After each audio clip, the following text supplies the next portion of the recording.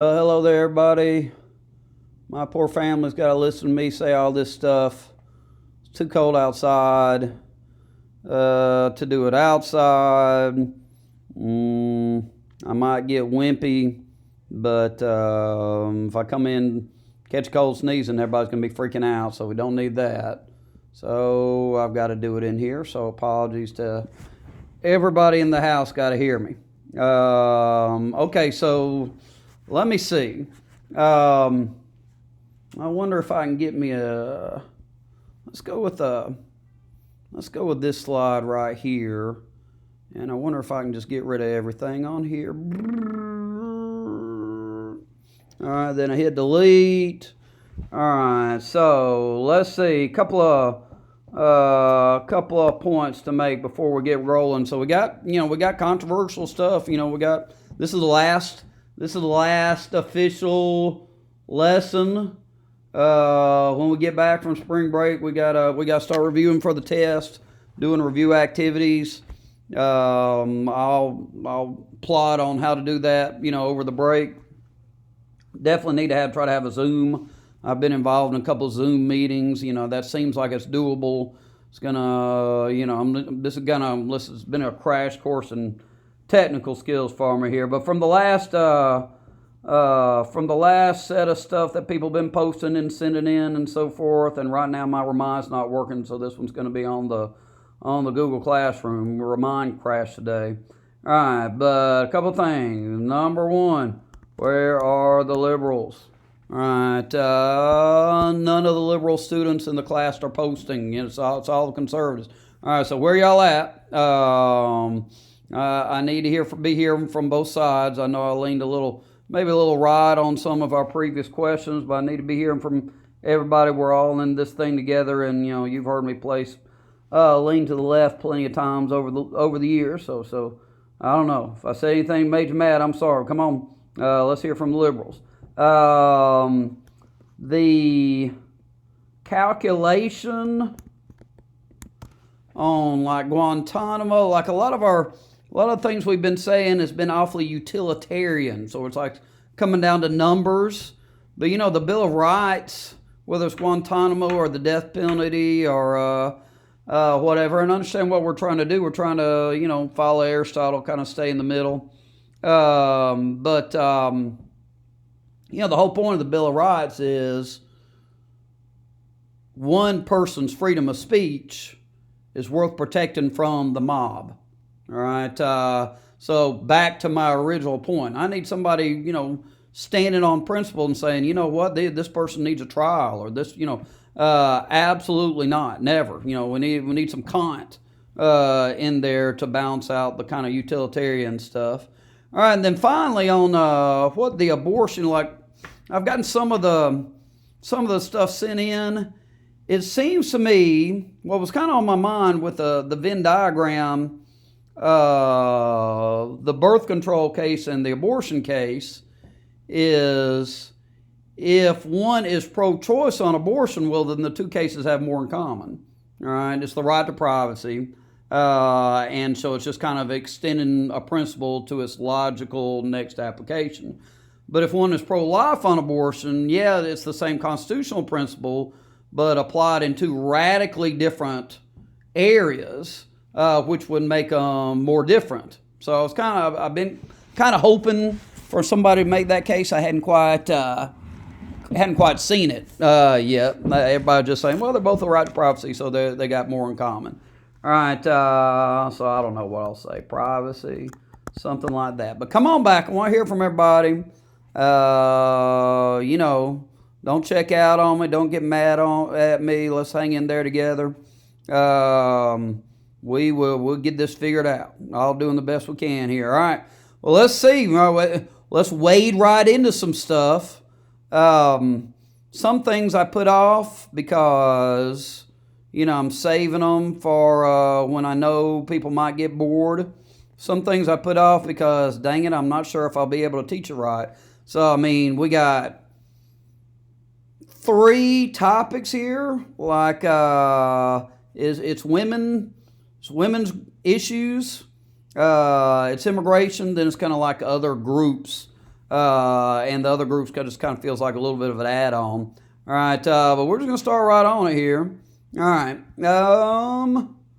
let's hit the presentation, and we'll start with something familiar. So kind of the beginning of the women's rights issues at Seneca Falls, we remember from last year's coming out of the Age of Jackson, cult of domesticity. We hold these truths to be self-evident that all men and women are created equal. You remember that? At the end of the document, the ladies very cleverly said, he has.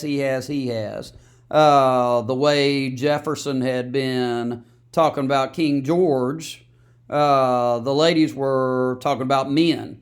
Generally. Remember my favorite line in there was, he's made us in the eyes of the law if married civilly dead, because you give up your last name.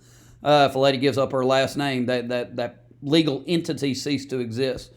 All right, but through history, we've kind of seen that the goals of women get sacrificed for the sake of other groups, oftentimes African Americans. So these ladies here of Stanton, Anthony and Mott, Elizabeth Cady Stanton, Susan B. Anthony, and Lucretia Mott, all three of them were abolitionists, and so women's right to vote got sacrificed for African Americans' right to vote. The 15th Amendment came before the 19th Amendment. Civil rights movement came before the women's rights movement. An African American president came before a woman president. So you kind of have that recurring pattern in the women's rights movement. Okay, so if you look at early 20th century, go back just for a second. No, all three of these ladies died somewhere around 1910. Women got the right to vote in 1920. The 19th Amendment was 1920. So we have this, really sad story, really inspirational story. All these ladies worked for this thing their whole life.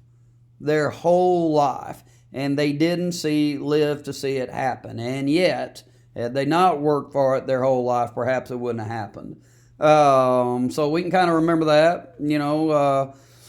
We take comfort where we can at the moment. We were expecting to be kind of cruising, smooth sailing, and then, got us a little setback here. We got to keep pushing. All right, just like these ladies did.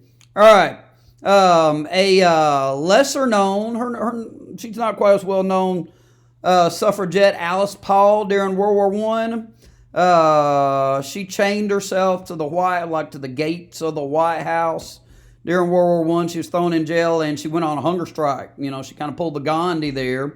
Around about the same time, that may have been before Gandhi ever did a hunger strike. I've been reading a book about Gandhi, and I think his hunger strikes tended to come after World War I.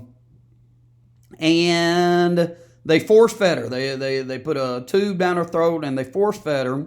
By the end of the war, Wilson had been persuaded. You remember it was single ladies that were doing the working in the factories. And as a result, for their helping with the war effort, women got the right to vote in 1920. 19th Amendment. All right, and you know who we need in there?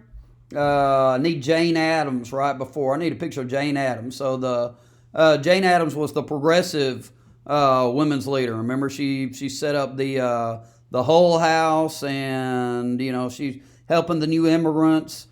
She's the mother of social work.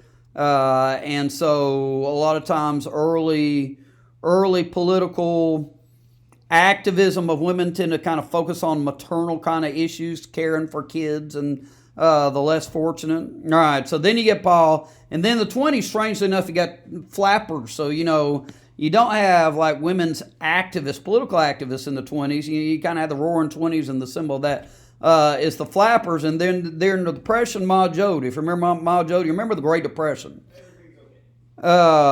And the deal with the Great Depression was a men's depression. The men didn't know what to do with themselves because they lost their identity. We read a quote, and you can decide what you think of that quote. We read a quote in that that article last year, what the Depression did to people, and it was a woman is, man does, and so if man loses what he does, he's not himself anymore. He loses his identity, where Ma Joad makes the case that a woman's identity is somehow more fluid, and like she didn't lose her place taking care of everybody during the Depression. Her job got harder, but she didn't lose her job. Whereas the man lost his job and he lost his place, he lost his identity. And so many of the New Deal programs were geared towards men, especially the CCC, getting those guys outside. All right, Rosa the Riveter's working in World War II, and then she's going to come home and, she's raising kids who got the baby boom. All right, so she's proven she can do a man's job, but it's kind of a back and forth kind of thing. So World War I, they're doing men's jobs, and then they're, that small subset of women are the flappers. Rosie the River comes home and she raises kids. Baby boom. All right, what about suffrage? The story of suffrage it starts in the West and it moves east. About half the states had given women the right to vote by 1920. The southern states opposed the 19th Amendment for kind of civil rights reasons, it turns out. They were concerned that government workers would come south and inspect election practices and kind of discover what was done, kind of expose what was done in the South to prevent African Americans from voting. So you always kind of have that connection. All right, okay. All right, ooh, I forgot to put the rest of the stuff in there. So, hey, do the rest of, so what else should it say? All right, 2 famous suffragettes. Here, let's fix it. All right, can I do that? There it is. Can I do it? Boom. All right, so let's get Jane Addams in there because that's important. All right, so because she kind of raises the question of, do women want special recognition for what they have historically been? Do they want to get political power so they can be more effective at doing the things they've historically been recognized for? Or do they want to bust out of these categories? So there's kind of always that tension because, the progressive era is led by women, but they're kind of doing nurturing things. They want to make society kinder and gentler as women were perceived as being. All right, and then, I don't know, suffrage, flapper, Rosie. Okay. So there's that one. Okay, get ready. Let's see if we can. I wonder how long it'll take. I'm hoping this thing comes up kind of quick. There we go. All right, so, okay. 60s and 70s. I guess I'm going to use the term women's liberation here. All right, so you remember from last year, Betty Friedan wrote this book called Feminine Mystique. And she says, the life of a housewife's boring. I'm not concerned that my kids are about to starve anymore, like, out in the Dust Bowl or something. I'm not concerned that my sons and my husband's going to get killed storming the beaches of Normandy in World War II. So things are better. And remember, she called, the problem of the housewife, the mystery of the unsatisfied housewife, the problem with no name. And she's kind of saying it's a mystery to me why we educated women in particular, and she was well educated, would be satisfied with being a housewife or a secretary or a nurse. I think let me skip to Mad Men. I think maybe I'll come back to, I'll go Mad Men first. That's pretty good binge viewing. Let's see, let's make my recommendations. All right, we got to stay inside if we can. We got to stay young. And, so it inevitably leads to some Netflix, doesn't it? All right, so I'm watching Parks and Recreations, real silly, sweet. Ron Swanson and whatever the main lady's name is, they got a nice friendship, conservative, liberal thing.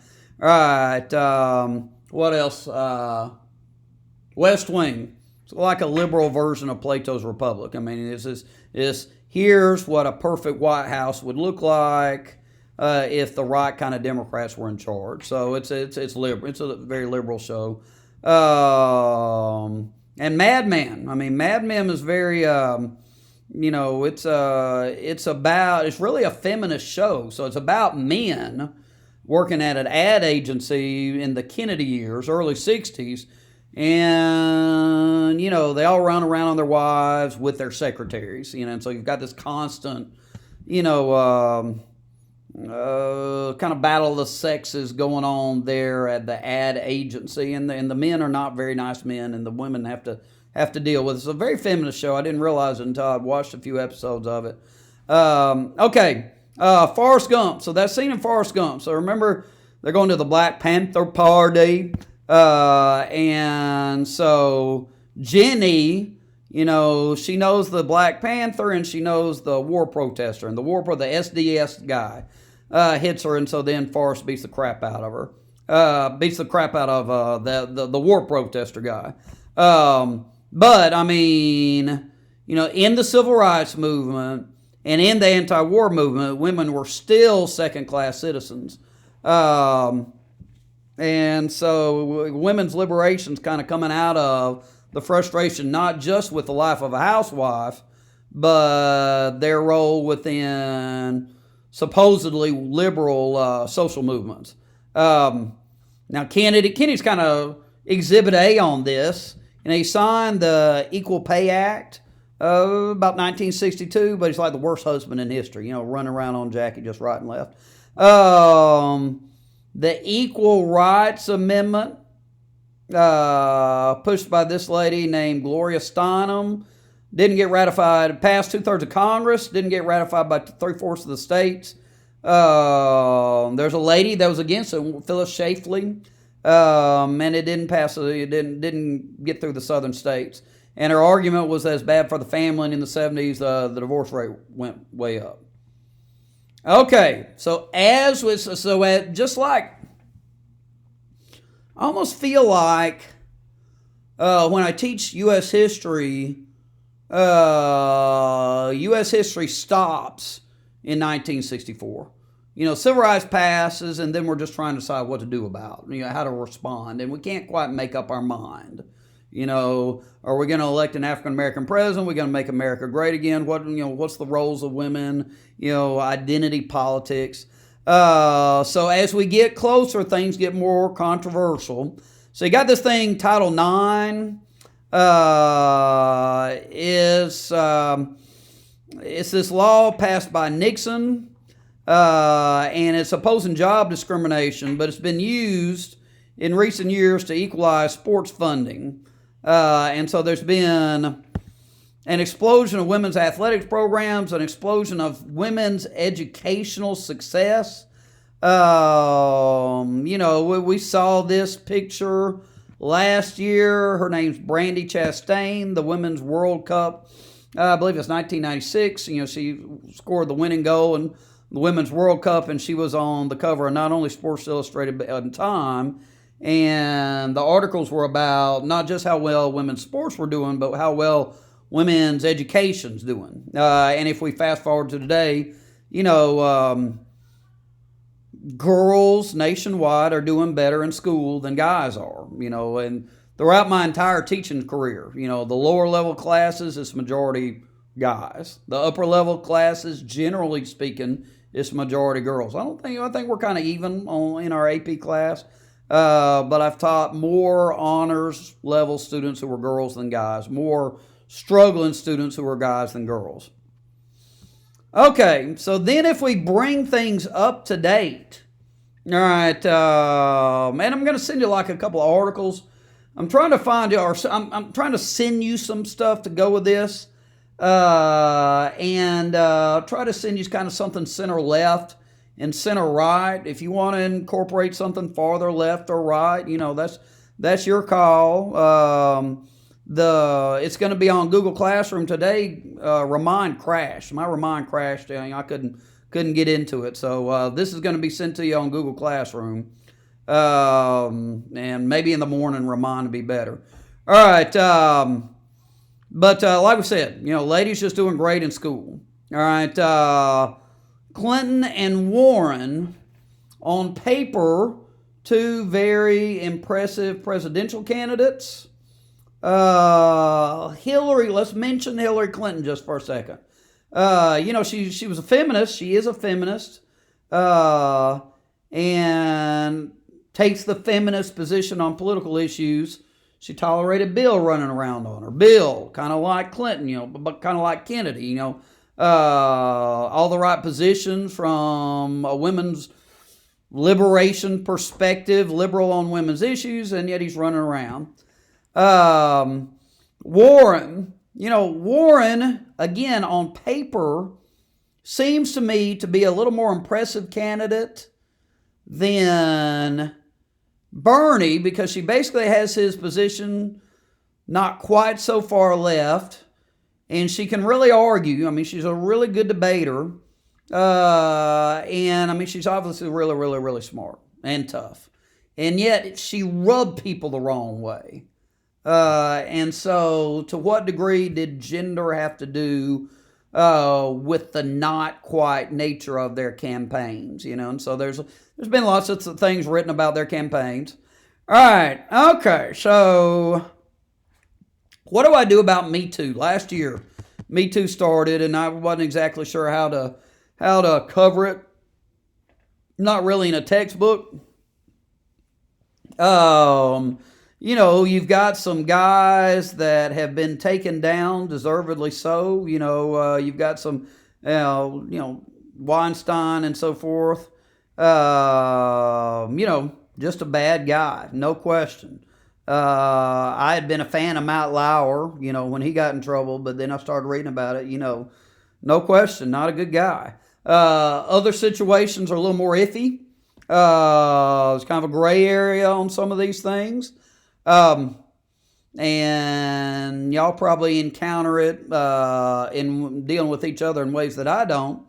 But here's the thing I'm going to say about it. You're probably aware, and I'll try to send you something. There's a sexual assault allegation against Biden. So you're going to have, looks like, two guys running against each other that there's sexual assault,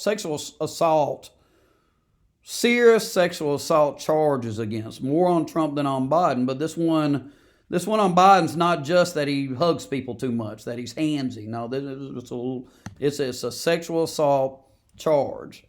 All right, so what to make of this? So I'm going to try to say two things about it. Try to stay pretty close to the middle. You remember that guy Sigmund Freud? So here's the man that it seems to me that, and this is like commentary. I hadn't even read this, but Sigmund Freud's the guy who got started. He invented talk therapy. World War I. You remember those guys who had shell shock? So they came out of the trenches in World War I, and they'd electrocute them. They'd give them electroshock therapy. And crap, this one's going to run too long, isn't it? I didn't do it in two. All right, but I'll just going to keep on going with this one. Anyway, I think I'm going, maybe it'll be in the 30s on the minutes, and I'm doing it at night, so hopefully it'll take. But at any rate, he says, well, let them talk about it. Let them talk about what they went through, and it'll help them overcome the shell shock, or what we would call PTSD. And so therapy was invented, and it's had some real good, real helpful, it's helped a lot of people over the years. You remember the other thing about Freud? Freud said all of our motivations are at bottom about sex. Everything's about sex. So, I mean,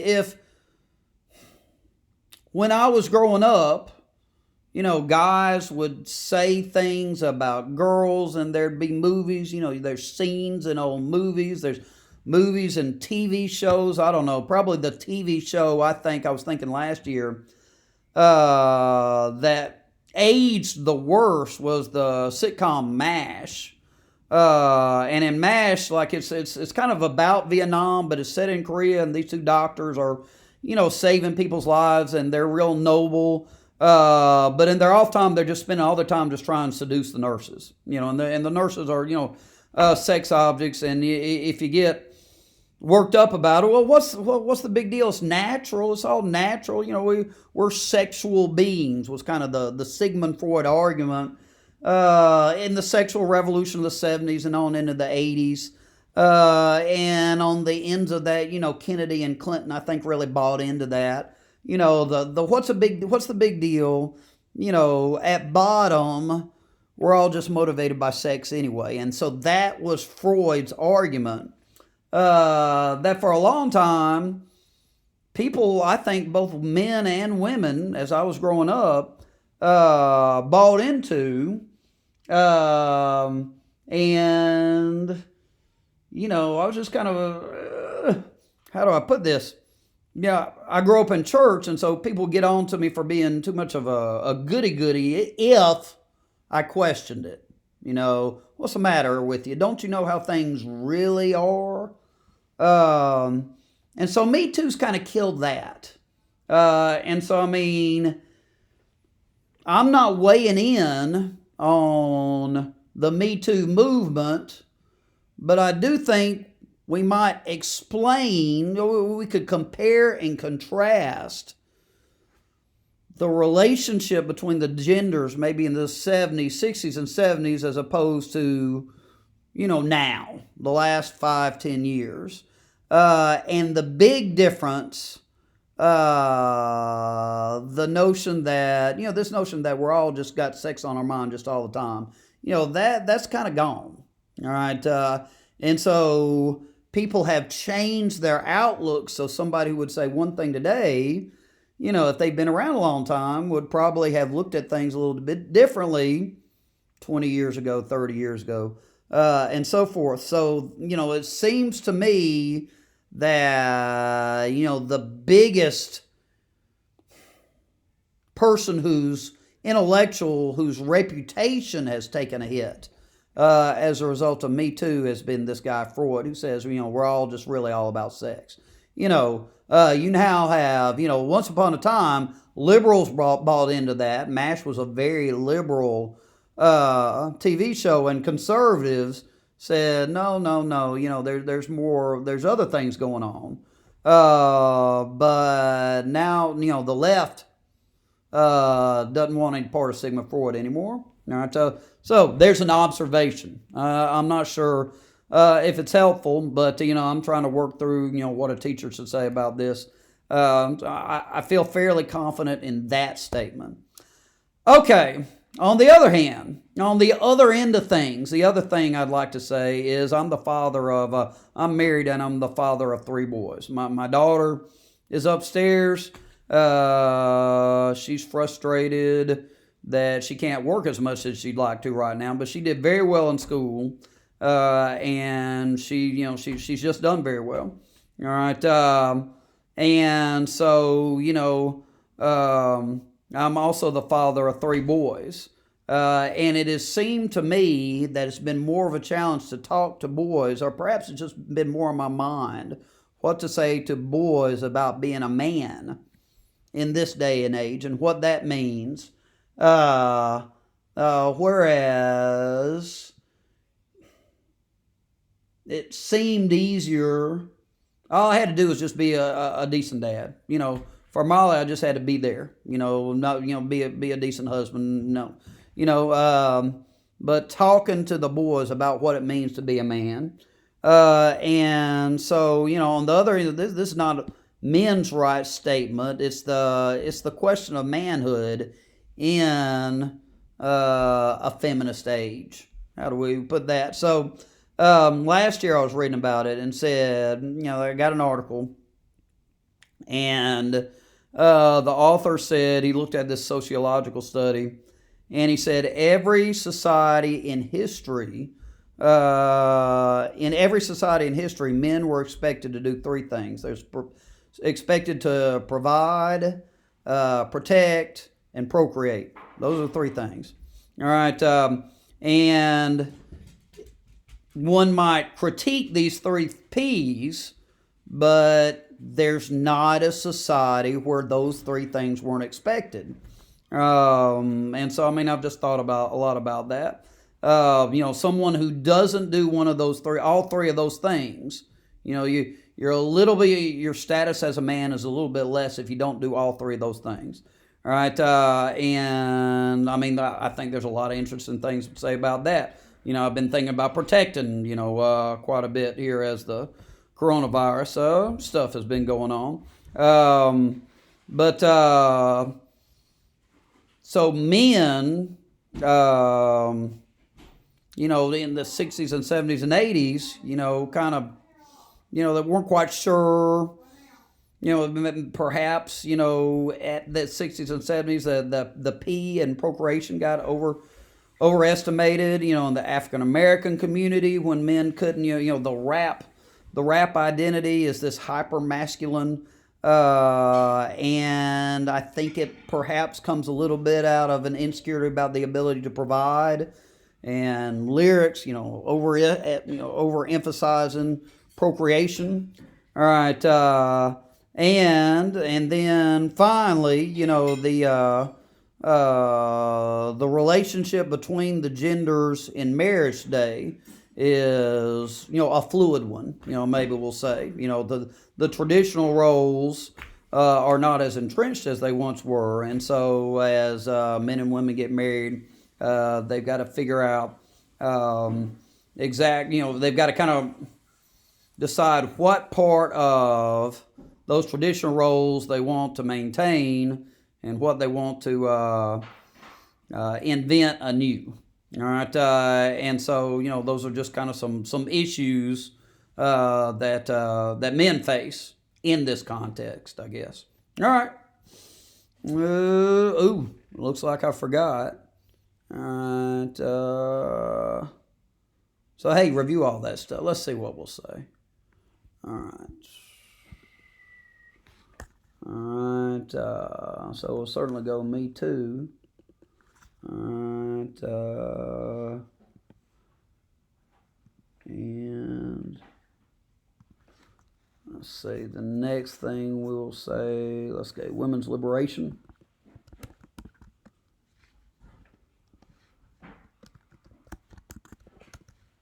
All right. Title IX. All right. And then we'll say, I don't know, men's roles. Okay? All right. And then we got one more. All right. And then I'll send you some stuff.